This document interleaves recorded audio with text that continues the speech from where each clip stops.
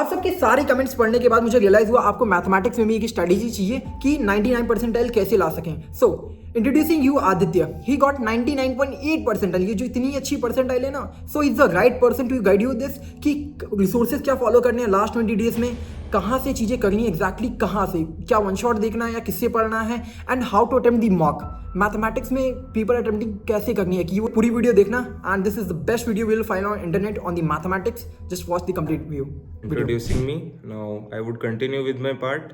जैसा कि आप जानते हैं कि मैथमेटिक्स जो है वो इजी सब्जेक्ट भी है, लेकिन वो प्रैक्टिस पे डिपेंड करता है। इस वीडियो में मैं आगे आपको बताऊंगा कि कैसे मैथमेटिक्स के साथ आपको कंटिन्यू करना है, रिसोर्सेज जो फॉलो करने हैं, और चैप्टर की सीक्वेंसिंग, प्रॉब्लम सॉल्विंग, और वो सारी जितनी भी माइन्यूट डिटेल्स जो कि आपको जाननी चाहिए in this 20 days to score around 99 और desired percentile in mathematics, right. चाहे आप बिगिनियर हो, इंटरमीडिएट हो या अच्छे लेवल पे चल रहे हो। Let's continue with this video, right. कि स्क्रीन पे आपको दिखाई दे रहे होंगे सारे चैप्टर्स। 14 यूनिट्स हैं हमारे पास।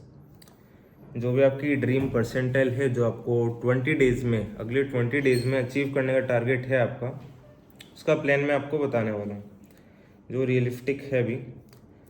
के पास 14 चैप्टर्स हैं, उनमें से कुछ ऐसे टॉपिक्स है जो मस्ट डू टॉपिक्स है, राइट। तो आपको वो करने ही करने हैं। करने सारे चैप्टर से बेसिक लेवल पे करना, और बाकी मैं कुछ इंपॉर्टेंट टॉपिक्स बताऊंगा वो करने। 14 मिनट्स में आपके पास पहला जो तीर है वो आपका लगना चाहिए बीटी एंड एप्लीकेशंस पे, बाइनोमियल थ्योरम पे, राइट। इसमें आपको जनरल एक्सपेंशन पे जाना है, और जनरल एक्सपेंशंस की जितनी भी वेराइटीज़ है उसे देखना है। मतलब nth टर्म हो गई और आपका ये कंपैरिजन हो गया, ठीक है, वो देखना है। सेकंड हम मूव ऑन करेंगे सीक्वेंसेज एंड सीरीज पे, राइट। सीक्वेंसेज एंड सीरीज पे आप एपी जीपीएसपी पे देख लो। आई मीन जो इसके जो बीच के टर्म्स होते हैं, right, M G M inequality, I mean आप सेंस कैसे करेंगे, वो क्वेश्चन प्रैक्टिस से होता है। तो आपको इस टाइप के क्वेश्चन देखने, जैसे कि जहाँ पे तीनों पॉजिटिव नंबर हो, तो उसमें आप एम जी एम लगा सकते हो, राइट। तो आपको क्वेश्चन में ये बात छुपी रहेगी कि आपको क्या यूज करना है, right. Coordinate geometry, coordinate geometry जो उसमें आप यूज करोगे, ऑब्वियसली डिफरेंशियल कैलकुलस, जो स्लोप वाले टर्म्स हैं, टेंजेंट की फॉर्म से, नॉर्मल की फॉर्म से। तो टेंजेंट, नॉर्मल्स, को नॉर्मल्स, ये जितनी भी सारी चीजें हैं, है ना, ये आपको याद रखनी है, ट्राई करना है, मेमोराइज करना, ठीक है। फिर हम जाते हैं आपके पास 3D ज्योमेट्री में। 3D ज्योमेट्री और एक्चुअली वेक्टर अलजेब्रा, ये आपके पास बहुत ज़्यादा वेटेज कैरी करते हैं जेईई मेंस में, तो आपको इन पे भी होल्ड रखनी पड़ेगी। इसमें आप देखोगे कि मैक्सिमम क्वेश्चंस आते हैं like shortest distance between two lines, right. तो आपको किसी भी लाइन की कैसे परपेंडिकुलर वेक्टर लिखना है ना। कुछ जो इंपॉर्टेंट टॉपिक्स है, जैसे कि परपेंडिकुलर लाइन लिखना, क्रॉस एंड डॉट प्रोडक्ट्स की प्रॉपर्टीज, राइट। वेक्टर मल्टीप्लीकेशन अच्छे लेवल पे करना है, जैसे कि 3 at a time, 2 at a time, कितनी पॉसिबिलिटीज हो सकती है वो सारा देखना है ना। उसके बाद आप स्टैटिस्टिक्स पे जाते हो, तो ऑब्वियसली आपको फॉर्मूलाज याद करने पड़ेंगे, मैंने वही किया था, ठीक है। और कुछ डेरिवेशंस पे आप देख सकते हो इन केस अगर आप इंटरेस्टेड हो। प्रोबेबिलिटी में आपको जाना है बेस थ्योरम, और जो इस टाइप की थ्योरम्स है, एक्चुअली बेस थ्योरम बहुत वेटेज कैरी करती है जनरल प्रॉपर्टी में, और probability distribution between different task, right. जैसे कि इनकी वेटेज काफ़ी ज़्यादा है, तो इनके आप फॉर्मूलाज याद रखें कि किस केस में, किस कंडीशंस में ये फॉर्मूला यूज़ किया जा सकता है, क्योंकि प्रोबेबिलिटी से आप 1-2 क्वेश्चन एक्सपेक्ट करेंगे। आपको इन 20 डेज में जो टॉपिक्स डिवाइड करने हैं वो इस बेसिस पे करने की कौन कितनी वेटेज कैरी करता है। ऊपर आपके पास आता है सीक्वेंसेज एंड सीरीज। सेकंड पे आपका क्या आता है, सेकंड पे आपका आता है vector calculus and 3D, right.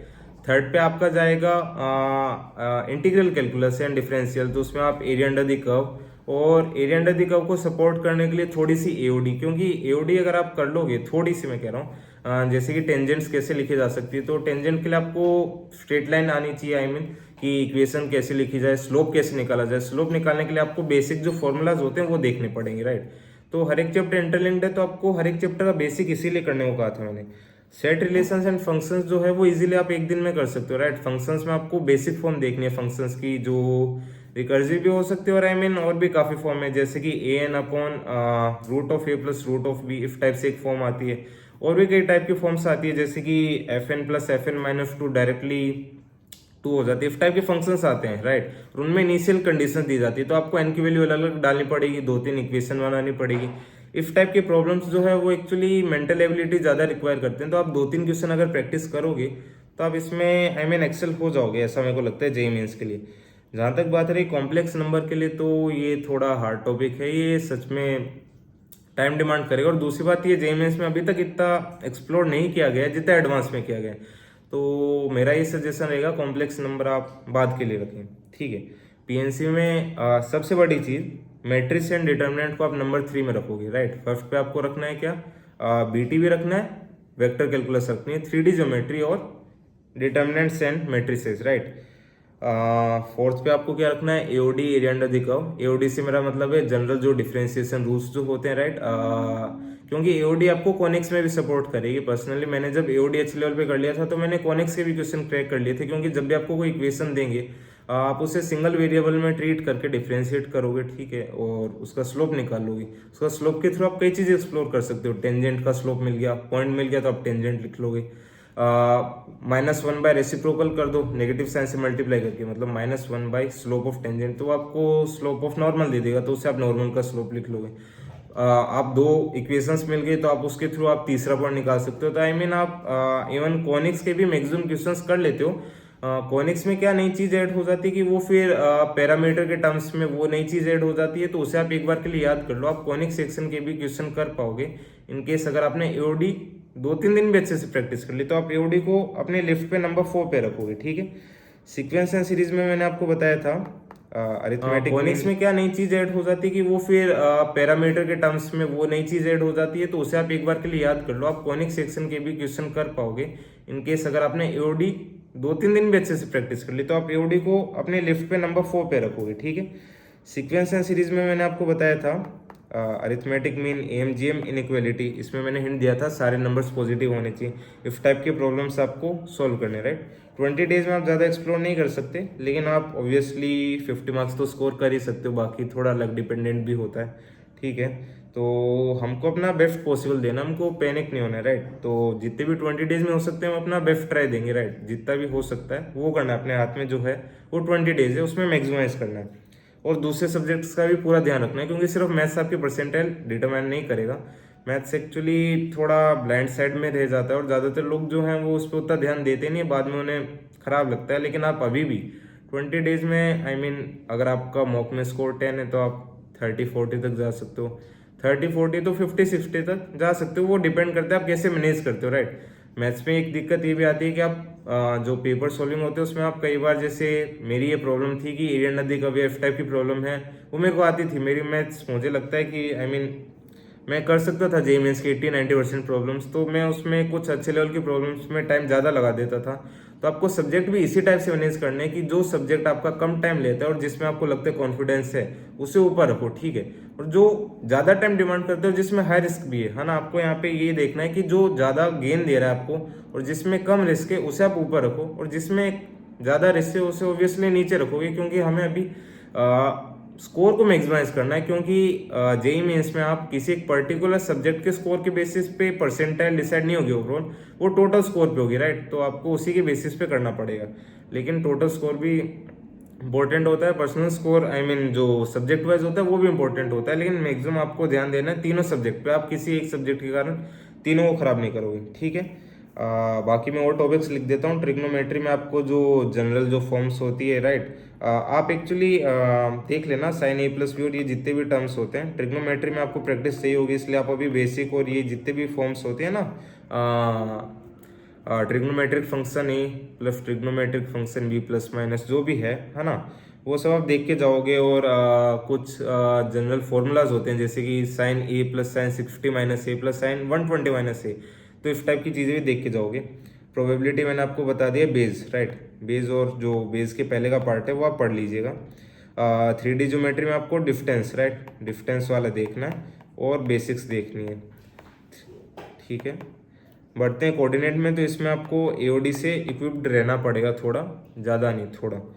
Differential calculus में आपको जनरल डिफरेंशिएशन देखना है और थोड़े क्वेश्चन देखना है। एक्चुअली nth और n-1 टर्म को रिलेट करने वाले क्वेश्चंस भी आते हैं। इंडेफिनेट से आप थोड़ा दूर रहेंगे तो ज़्यादा बेहतर होगा, अगर मेरी सलाह मानिएगा तो। इंटीग्रल्स में भी आपको बेसिक ही देखना है, ठीक है। बेसिक से मेरा मतलब ये नहीं कि बहुत बेसिक, आपको थोड़ा तो देखना पड़ेगा, टाइम अलॉट करना पड़ेगा। LCD ओके, तो एलसीडी ऑब्वियसली ये सब कनेक्टेड चैप्टर्स हैं। एलसीडी में आपको स्ट्रांगली रिकमेंड करता हूँ आप कर लीजिए, क्योंकि वो ज़्यादा टाइम नहीं लेता है, ठीक है। एलसीडी काफ़ी छोटा चैप्टर है, तो एलसीडी आपको पूरा करना है, ठीक है। सीक्वेंस एंड सीरीज भी आपको ऑलमोस्ट करना है, जो मैंने बेसिक्स बताया, राइट।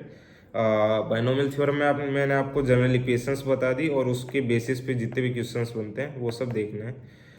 पीएनसी में आपको बेसिक टर्मिनोलॉजी जो देखनी थी वो है ही, जैसे कि थ्योरम ऑफ मल्टीप्लिकेशन, एडिशन, है ना। और जैसे कि जो एग्जाम्पल में दूं, जैसे कि कुछ काम एक साथ ही होते हैं, या फिर हमें किसी बंदे को एक्सक्लूड करना है किसी एक पर्टिकुलर काम से, तो उस टाइप की जितने भी जो चीज़ें होती है वो आपको इसमें देखनी है। मैट्रिक्स डिटर्मिनेंट आपको फुल करना पड़ेगा, हाई वेटेज है। कॉम्प्लेक्स नंबर से दूर रहिएगा थोड़ा, बेसिक देख लीजिएगा। और क्वाड्रेटिक सेट जो है कॉम्प्लेक्स नंबर में आपको देखना है, तो आप क्यूब रूट ऑफ यूनिटी और nth रूट ऑफ यूनिटी वाला पार्ट देख लीजिएगा, क्योंकि वो उतना रिलेटेड नहीं है और उससे क्वेश्चंस भी बनते हैं, सबसे अच्छी बात। तो आप 1^(1/n) वाला जो जनरल टर्म है वाला देखिएगा। क्वाड्रेटिक सेट में आपको क्वाड्रेटिक इक्वेशंस आपको मैं पूरा करने को कहूँगा, ठीक है। बचा सेट रिलेशन फंक्शन, तो वो भी पूरा हो जाएगा। अब हम बात करते हैं डे प्लानिंग की। तो आपको क्या करना है, प्रॉब्लम प्रैक्टिस को और फॉर्मूला रिवीजन को, ये दो मेन चीज़ें। ये आपका अराउंड जितना भी आपकी स्पीड पे डिपेंड करता है। तो आपको मेन चीज़ आपको क्या मिलना चाहिए डे के एंड में, सेटिस्फेक्शन, राइट। कि मैंने इतना पार्ट कर लिया है, 14 मिनट्स है, 20 डेज है। वेटेज के हिसाब से मैंने आपको बताया कि 6 चैप्टर्स करने ही करने हैं अच्छे लेवल पे, मतलब जेईएमएस के लेवल पे। PYQs के लिए आप मार्क्स ऐप को रेफर कर सकते हो, राइट। हमारे पास रिसोर्सेज में वन सोर्स में आपके पास है मंजिल सीरीज, राइट। मंजिल सीरीज में आशीष अग्रवाल सर के जितने भी लेक्चर्स हैं वो सारे अच्छे मैंने पर्सनली फॉलो किए थे। आपके पास निशांत सर जो हैं वोरा क्लासेस के, उन्हें भी आप फॉलो कर सकते हो, बहुत अच्छा पढ़ाते हैं। मैं मेनली उन्हें रिकमेंड करूँगा स्टैटिस्टिक्स के लिए, ठीक है। और तीसरी जो चीज़ आपके पास वो है चीट सीट्स, ठीक है। तो आपको मार्क्स ऐप पे काफ़ी मिल जाएगी जो रिसोर्सेज हैं, ठीक है। और आप मंजिल सीरीज और इनके नोट्स भी देख सकते हो, काफ़ी अच्छे। इवन मैं फिजिक्स केमिस्ट्री के लिए भी उन्हें रिकमेंड कर सकता हूँ।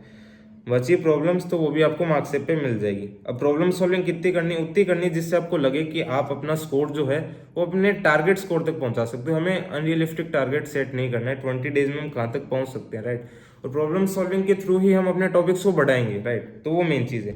डे प्लानिंग में मैंने आपको बताया कि आपका 40-50% टाइम जो है वो फॉर्मूला और वेराइटी ऑफ क्वेश्चंस में जाना चाहिए, ठीक है। लेक्चर टाइम जो है वो भी अराउंड 40% लेगा। और सॉल्विंग टाइम और जो बाकी चीज़ें, आई मीन आप जैसे अगर इन केस अगर आप यूट्यूब एडिक्ट हो तो फिर आप उसमें भी अगर टाइम स्पेंड कर रहे हो तो वो लेक्चर्स पे ज़्यादा किया करो। स्पेशल क्वेश्चन भी किया करो, जैसे जेई सिंप्लीफाइड हो गया, मैथ्स अनप्लग्ड हो गया, इस टाइप के जो चैनल्स हैं उन्हें ज़्यादा फॉलो किया करो। उनसे आप नए तरीके समझोगे, ठीक है। और उससे आपकी इवन मैथ्स में क्यूरियोसिटी भी बढ़ेगी। तो आप इन चीज़ों को एक्सप्लोर करो जो मैंने आपको चैनल बताया। और सबसे बड़ी चीज़, ऑब्वियसली आपको टेस्ट देने हैं। 20 डेज में आप कितने वीक्स होते हैं, 3 वीक्स। मैं मान के चल रहा हूँ इसमें आप अराउंड 6, राइट। 6 और 5 test are more than enough for this time period. तो उसमें आप इस टाइप से एनालाइज करो, आप देखो कि आपके तीनों में से कौन सा सबसे स्ट्रांग है और कम टाइम डिमांडिंग है।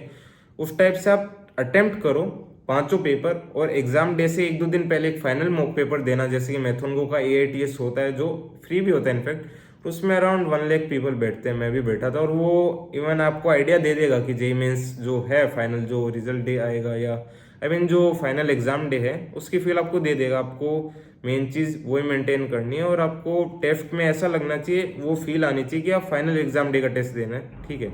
प्रेशर बिल्कुल भी नहीं लेना है। और obviously JEE Mains at the end एक एग्जाम ही है और कोई बड़ी चीज़ नहीं है, ठीक है। तो आप ज़्यादा प्रेशर ना लें। आपको बस ये देखना है कि मुझे अगले दिन क्या करना है, और आज का काम देखना है, उसे अचीव करना है, और अगले दिन का सोचना है, डे बाय डे चलना है, ठीक है। बहुत आगे का नहीं सोचना है। और रियलिस्टिक टारगेट, ये मेरी मेन चीज़ है। आपको हमेशा मोटिवेटेड रहना है, ठीक है। और JEE Mains is really not hard, right. So I mean you can really crack it. और राइट रिसोर्सेज और अच्छी टाइम प्लानिंग जो है वो आपका पूरा जो ओवरऑल स्कोर है वो डिटरमाइन करते हैं। और इन केस खराब भी चला जाए तो आपके पास और भी अटेम्प्ट्स हैं, मतलब ये कोई बड़ी बात नहीं है, और खराब नहीं जाएगा। आई मीन आपको हाईली मोटिवेटेड रहना है। और वो पूरी तरीके से डिपेंड करता है कि इवन वो लक पे भी 30% डिपेंड करता है कि आप एग्जाम डे पे उस दिन उन कंडीशंस में कैसा परफॉर्म करते हैं। तो अभी आपके जो हाथ में उस पर आप फोकस करो, ज़्यादा आगे का मत सोचो। और इस वीडियो के बाद आप और मैथ्स की वीडियो के लिए स्क्रॉल मत करो, मैं एडवाइस देता हूँ। Would like to thank this dearest friend of mine Nikhil for inviting me to guide you all, and all the best for your JEE Mains Session 2 and Session 1 both. Thank you guys.